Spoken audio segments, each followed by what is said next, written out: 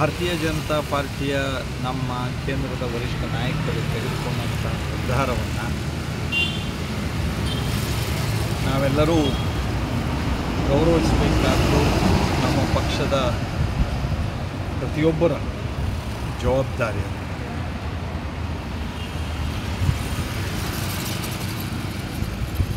5 ಜನರಿಗೆ ನೋಟಿಸ್ ಮಾಡಿದ್ದಾರೆ. ನಮ್ಮ ಶಿವರಾಮಬ್ಬರ್ ಅವರಿಗೆ ನೋಟಿಸ್ ಆದಾಗೆ 72 ಗಂಟೆ ಉತ್ತರಿಸೋದಕ್ಕೆ ಕಾಲಾವಕಾಶ ಕೊಟ್ಟಿದ್ದಾರೆ.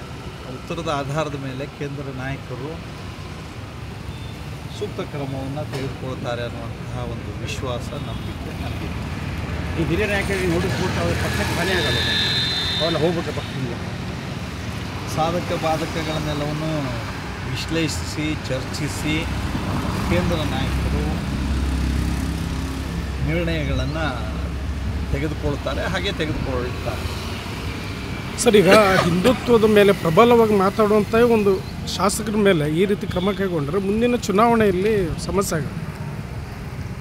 ಹಿಂದುತ್ವದ ವಿಚಾರಕ್ಕೆ ನಾವೆಲ್ಲರೂ ಕೊಡಬೇಕಾದಂಥ ಆದ್ಯತೆ, ಪ್ರಾಮುಖ್ಯತೆ ಇದ್ದೇ ಇದೆ.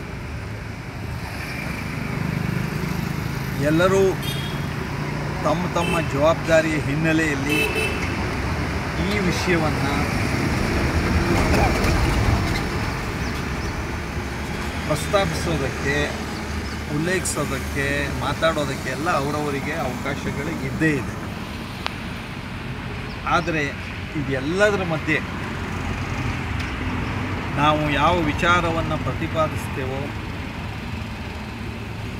ಆ ವಿಚಾರದಿಂದಾಗಿ ಸಮಾಜದ ಒಂದು ಒಳಿತು, ಸಂಘಟನೆಯ ಒಳಿತನ್ನು ಸಹ ನಾವು ಗಮನಿಸಿಕೊಂಡು ನಮ್ಮ ವಿಚಾರವನ್ನು ವ್ಯಕ್ತಪಡಿಸಬೇಕಾದಂತಹ ಅಗತ್ಯತೆ ನಮ್ಮ ಸಂಘಟನೆಯ ಚೌಕಟ್ಟಿನಲ್ಲಿ ಇದ್ದೇ ಇದೆ. ಸರ್, ಅವರ ಸಂಘಟಕರು ಅವರು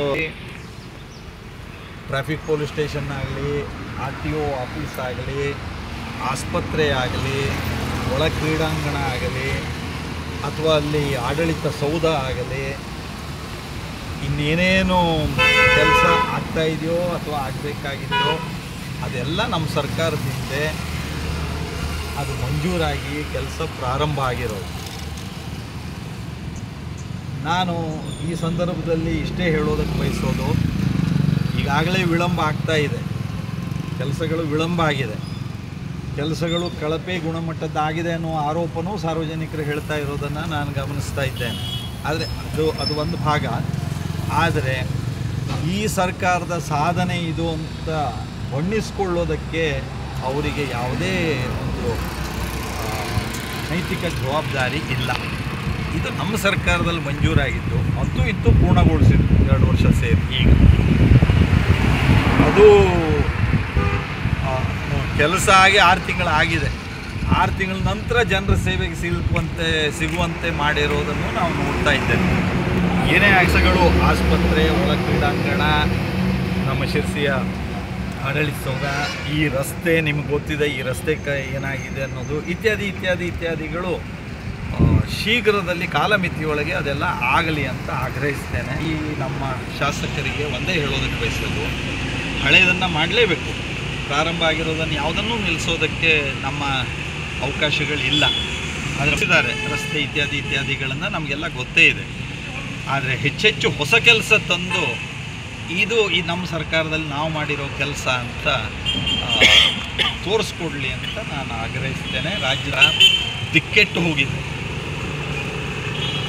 ಆಡಳಿತ ಭ್ರಮ ನಿರಸನ ಉಂಟು ಮಾಡಿ ಜನರ ಆಕ್ರೋಶ ನಿರ್ಮಾಣ ಮಾಡ್ತಿರೋದನ್ನು ನಾವು ಕಾಣ್ತಾ ಇದ್ದೇವೆ. ಭ್ರಷ್ಟಾಚಾರ ಹೆಚ್ಚಿದೆ, ಬೆಲೆ ಏರಿಕೆಗಳು ಮನಬಂದಂತೆ ಆಗ್ತಾ ಇದೆ, ಅಲ್ಪಸಂಖ್ಯಾತರ ಓಲೈಕೆ ಮಿತಿ ಮೀರಿದೆ. ನಾನು ಇನ್ನೇನು ಹೇಳಲಿ, ಈ ಸರ್ಕಾರದ ಆಡಳಿತದ ಕುಸಿತದ ಬಗ್ಗೆ, ಅಭಿವೃದ್ಧಿಯ ಬಗ್ಗೆ ನಿರ್ಲಕ್ಷ್ಯವೇ ಕಾಣ್ತಾ ಇದೆ. ಜನರ ಹಿತ ಇಲ್ಲ, ಅಧಿಕಾರದ ಸ್ವಾರ್ಥ ಇದೆ, ಆಡಳಿತವೇ ಇಲ್ಲ ಅನ್ನುವಂಥ ದುಸ್ಥಿತಿ ನಿರ್ಮಾಣ ಆಗಿದೆ.